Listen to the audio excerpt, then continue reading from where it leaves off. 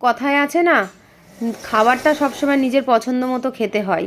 কখনো কখনো দেখবেন অতি সাধারণ খাবারটা অসাধারণ হয়ে ওঠে।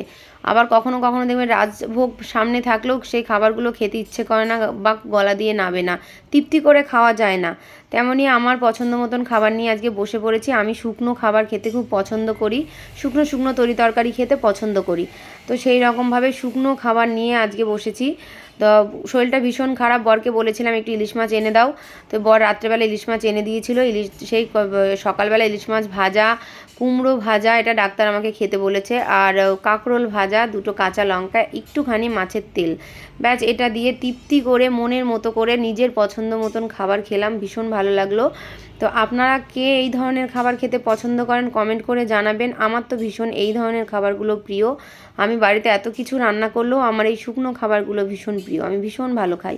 তো নিজের পছন্দ মতন খাওয়াটা খুব জরুরি, মাঝে মাঝে দেখবেন, মাঝে মাঝে কি সব সময় জরুরি।